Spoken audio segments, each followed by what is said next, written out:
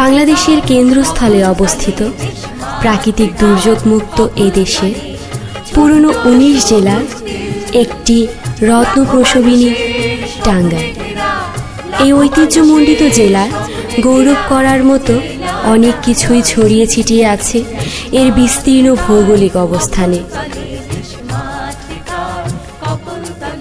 টাঙ্গাইলে ১২টি উপজেলার মধ্যে একটি উল্লেখযোগ্য উপজেলা হল মুসলিম শাসন আমলে সুশৃঙ্খল ভূমি ব্যবস্থার জন্য এখানে স্থাপিত হয়েছিল কিল্লা। অধীনস্থ জমিদারগণ খেদায় বন্য হাতি ধরে তার একটা অংশ কিল্লায় জমা দিতেন। এই কিল্লায় হাতি থেকেই খুব সম্ভবত ইংরেজদের ভূমি জরিপকালে এখানকার নাম হয় কালীহাতি। কালীহাতি টাঙ্গাইল জেলার একটি উল্লেখযোগ্য উপজেলা। কালীহাতির প্রবেশ মুখ এলেঙ্গায় নানা রকম বিনোদন সুবিধা সহ গড়ে উঠেছে বিরতি নামে উঁচু মানের আবাসিক পর্যটন রিসোর্টটি। টাঙ্গাইল জেলা পরিষদ বিপুল অঙ্কের টাকা ব্যয়ে দুর্গাপুর ইউনিয়ন পরিষদের দৃষ্টিনন্দন কমপ্লেক্সটি নির্মাণ করে দিয়েছে।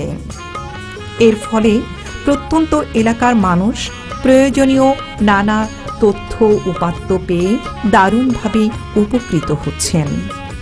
বদলে যাচ্ছে তাদের দৈনন্দিন জীবনের চালচিত্র। আগে কি অসুবিধা হতো? আগে তো মনে করেন না আমাদের চর এলাকায় তো এটা গ্রাম সাইড, পশু ডাক্তার ছিল না, কোনো ছিল না, এই যে পরিবার পরিকল্পনার না কোনো ছিল না।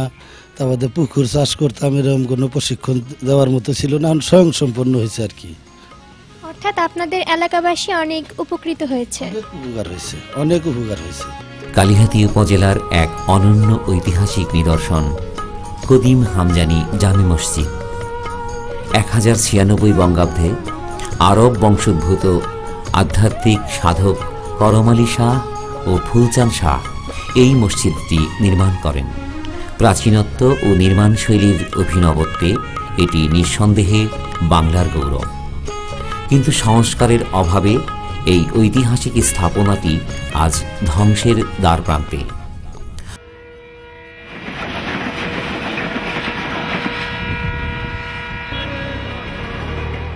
ট্রেনের দুরন্ত গতির সাথে পাল্লা দিয়ে চলেছে এদেশের উন্নয়ন কর্মকাণ্ড।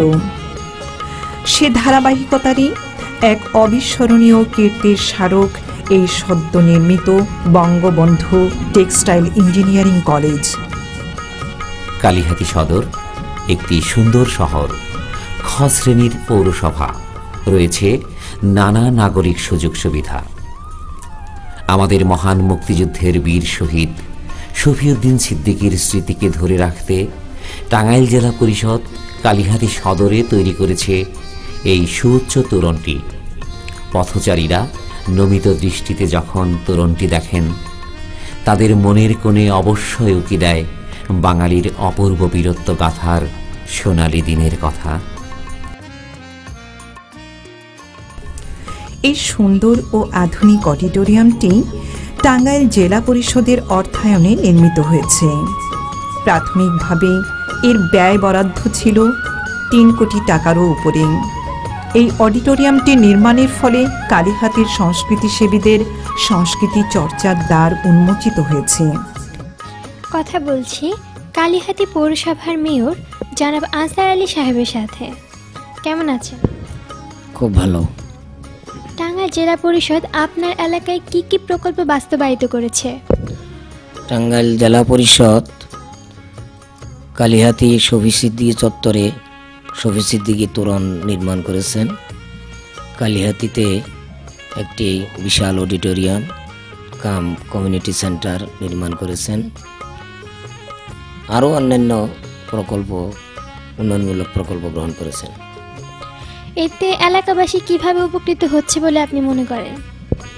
অডিটোরিয়ামের উপকৃত হচ্ছেন, সেখানে সরকারি এবং বেসরকারি সভা, তারপর বিয়ে অনুষ্ঠান, বিভিন্ন সামাজিক অনুষ্ঠান এবং বিভিন্ন অনুষ্ঠানের মাধ্যমে কালীহাতি এলাকার জনগণ উপকৃত হচ্ছেন। কারণ ইতিপূর্বে এই ধরনের সুযোগ ছিল না।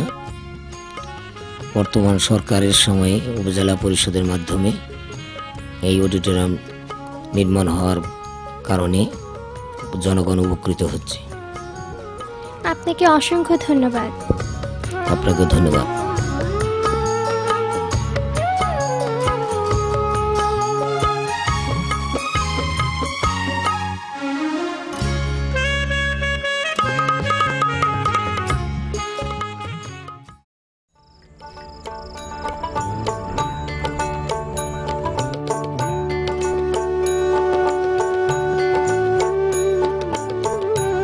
কালিহাতী উপজেলার এককালের রূপালী সম্পদ মিঠা পানির মাছের আধার চারান বিল।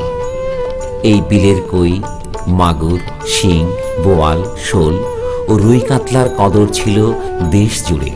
আজ তার সবই আবছা স্মৃতি। একলগি পানির থই থই করা প্রাচুর্য হারিয়ে গেছে জলবায়ু পরিবর্তনের ফলে। তবু ক্ষয়িষ্ণু শরীরটি নিয়ে টিকে আছে সেকালের সাক্ষী চারান বিল।